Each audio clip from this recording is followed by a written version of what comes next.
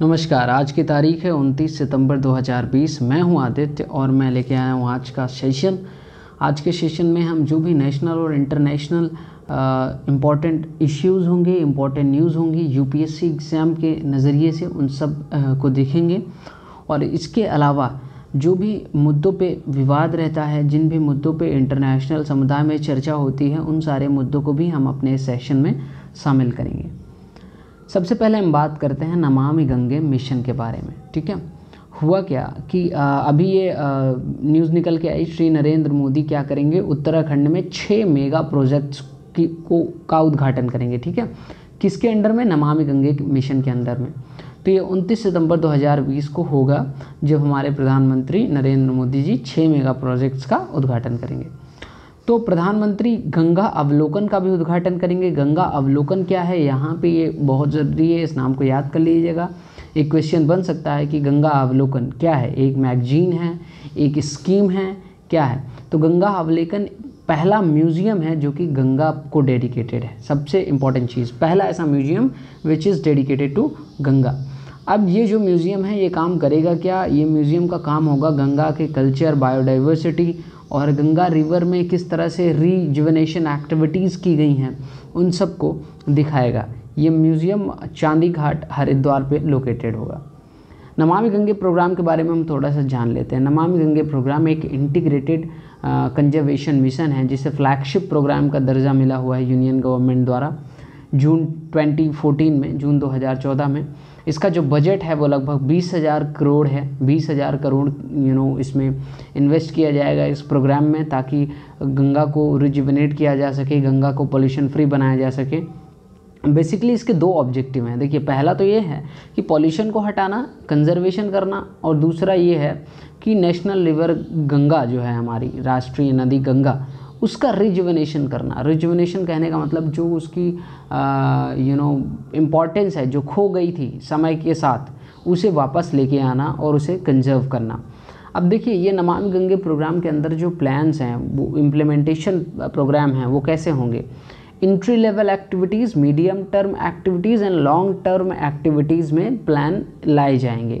Entry level activities में ऐसे plan लाए जाएंगे जिनके कारण तुरंत गंगा पे इमीडिएट विजिबल इम्पैक्ट दिखे, तुरंत गंगा पे असर दिखने लगे। ऐसे प्रोग्राम इंट्री लेवल एक्टिविटीज़ के तहत किए जाएंगे। मीडियम टर्म एक्टिविटीज़ क्या होगा कि ये 5 साल के अंदर ये फ्रेम की जाएंगी, और लॉन्ग टर्म एक्टिविटीज़ लगभग 10 साल के अंदर ये बनाई जाएंगी, ताकि नमामि गंगे प्रोग्राम को सफल बनाया जा सके। अचीवमेंट्स क्या रही हैं अभी तक नमामि गंगे प्रोग्राम की, इसके बारे में भी बात करना बहुत ज़रूरी है। देखिए, पहली अचीवमेंट तो ये रही है कि सीवेज ट्रीटमेंट कैपेसिटी थोड़ी सी बड़ी है। 63 सीवेज मैनेजमेंट प्रोजेक्ट्स जो कि उत्तराखंड, उत्तर प्रदेश, बिहार, झारखंड और वेस्ट बंगाल में इम्प्लीमेंट किए गए हैं। इसके साथ साथ 12 नए सीवेज मैनेजमेंट प्रोजेक्ट अभी भी लॉन्च किए गए हैं। रिवर सरफेस क्लीनिंग हुई है। देखिए, आपने देखा होगा नदी के ऊपर प्लास्टिक के बॉटल्स या पॉलीथीन, ये सब क्या होते रहते, फ्लोट होते रहते हैं। तो इनको हटाने का जो जिम्मा उठाया था, उस पर कुछ हद तक गवर्नमेंट को सफलता मिली है। बायोडाइवर्सिटी कंजर्वेशन के लिए भी ये प्रोग्राम काफ़ी अच्छा रहा है।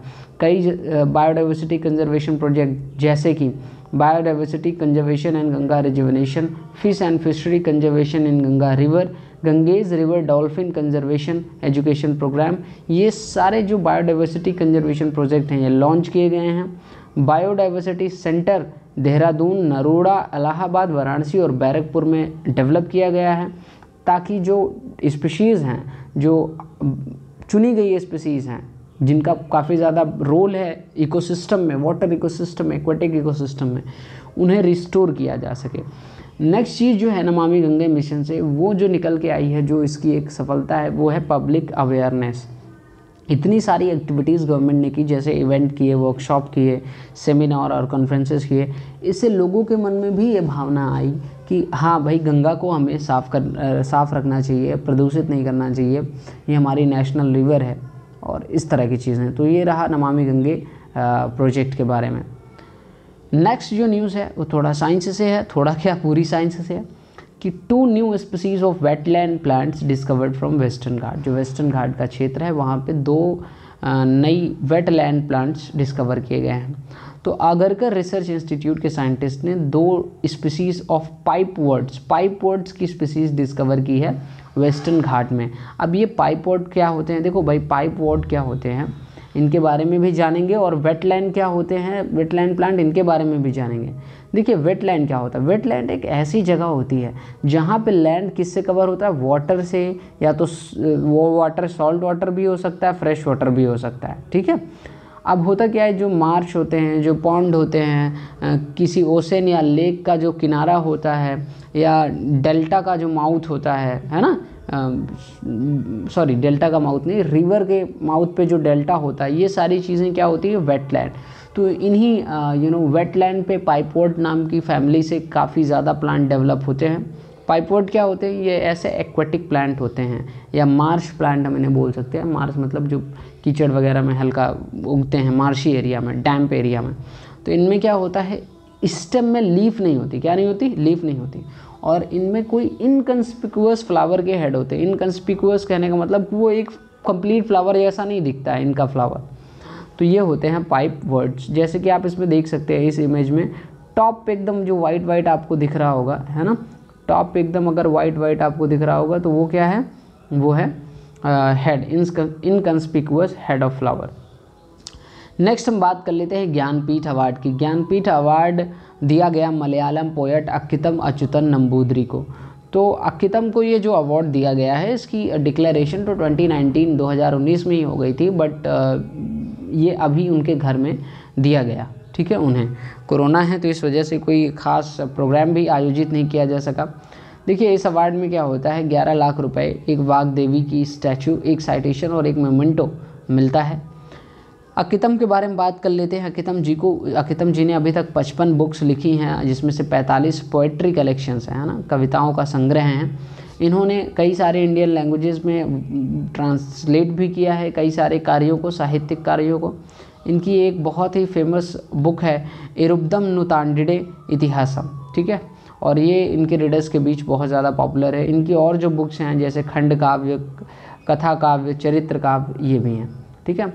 ज्ञानपीठ अवार्ड के बारे में थोड़ा सा जान लेते हैं। ज्ञानपीठ अवार्ड जो है ये हाईएस्ट लिटरेरी अवार्ड है, साहित्य के क्षेत्र में दिया जाने वाला सबसे उच्च पुरस्कार है, जो इंडियन ज्ञानपीठ ट्रस्ट के द्वारा दिया जाता है भारतीय साहित्य के क्षेत्र में योगदान के लिए।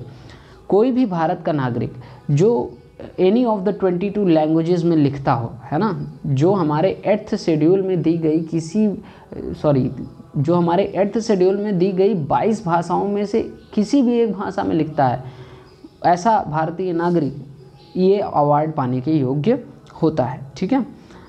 अब इस अवार्ड में ये तो मैं बता चुका आपको क्या मिलता है। ये अवार्ड 1965 में शुरू हुआ था, तब 1 लाख रुपए मिलते थे। फिर 2005 में ये अमाउंट बढ़ के 7 लाख हो गई, और अब ये 11 लाख है, ठीक है। पैसे बढ़ते जा रहे हैं भाई, सही है। आइए नेक्स्ट हम बात करते हैं bubonic plague cases in China. China, corona तो खैर पूरी दुनिया को इन्होंने दे ही दिया, ठीक है। अब ये कंफर्म होना बाकी है कि इन्होंने दिया कि नहीं, बाकी अंदर की बात तो सभी को पता है। अब ब्यूबोनिक प्लेग केसेस भी यहाँ देखे जा रहे हैं, ब्यूबोनिक प्लेग के केसेस पाए गए हैं। चाइना का जो यूनान प्रोविंस है वहाँ पे ब्यूबोनिक प्लेग के कंफर्म्ड केस पाए गए हैं। ब्यूबोनिक प्लेग क्या होता है, देखिए प्लेग 2-3 टाइप के होते हैं, ठीक है, ये बैक्टीरिया से होते हैं। तो ब्यूबोनिक प्लेग 3 टाइप के होने वाले प्लेग में से एक टाइप है।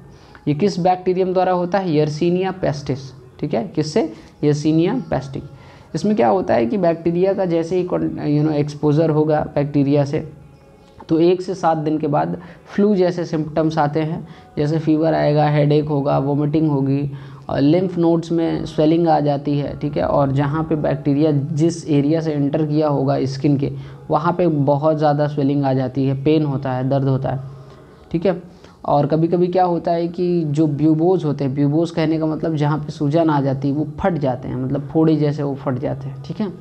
अब ब्यूबोनिक प्लेग में होता क्या है, बैक्टीरिया कैसे एंटर करता है, फ्ली बाइट से। कोई जो छोटे छोटे कीट होते हैं, कीट मतलब जैसे मच्छर एक कीट है ना, तो ऐसे जो कीट होते हैं उनके काटने से, फ्ली बाइट से फैलता है, बैक्टीरिया एंटर करता है, और फिर ये लिम्फेटिक वेसल से होके, लिम्फ नोड से होके पूरी बॉडी में ट्रैवल करता है बैक्टीरिया।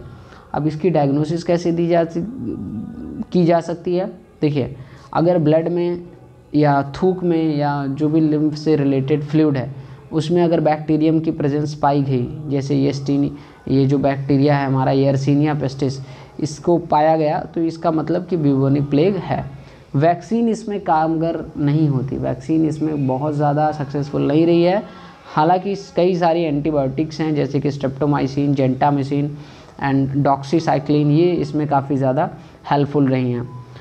अब इसकी हिस्ट्री में एक बड़ा ही इंटरेस्टिंग सा डिस्क्रिप्शन मिलता है कि लेट मिडिल एजेस जो था उसमें, यानी लगभग 13वीं शताब्दी 14वीं शताब्दी, इस दौरान यूरोप में ब्यूबोनिक प्लेग के बहुत ज़्यादा खतरनाक केसेस आए थे, ठीक है। यानी ब्यूबोनिक प्लेग से बहुत ज़्यादा प्रभावित हुआ था और ब्लैक डेथ के नाम से उस घटना को हम जानते हैं। और वो घटना इतनी खतरनाक थी, इतना इस रोग का प्रसार हो गया था, इतना ये रोग ने अपने आप को स्प्रेड कर लिया था कि लगभग 1/3 पॉपुलेशन ऑफ यूरोप डाइड, है ना। और लोग इतना जल्दी मरने लगे थे कि लोगों को लाइफ की परवाह ही नहीं रह गई थी। कहने का ये मतलब कि लोग सोचते थे कि यार 10-15 दिन हैं, 1 महीने हैं, 2 महीने हैं, कब चल दे कोई भरोसा नहीं, क्योंकि बहुत तगड़ा से डिजीज़ हो गया है। तो एक काम करो, जब तक रहो छीन के, मार के, काट के किसी को, आराम से खाओ पियो, आराम से ऐश करो। तो इस तरह की मेंटलिटी लोगों में डेवलप हो गई थी, जिससे क्राइम वगैरह भी वहाँ काफ़ी बढ़ गया था। आज के लिए बस इतना ही। Thank you so much. ये मेरा मेल दिया गया है oaditya900@gmail.com। इस पे आप मुझे कांटेक्ट कर सकते हैं, अपनी क्वेरी भेज सकते हैं, अपने क्वेश्चंस भेज सकते हैं। मिलते हैं कल।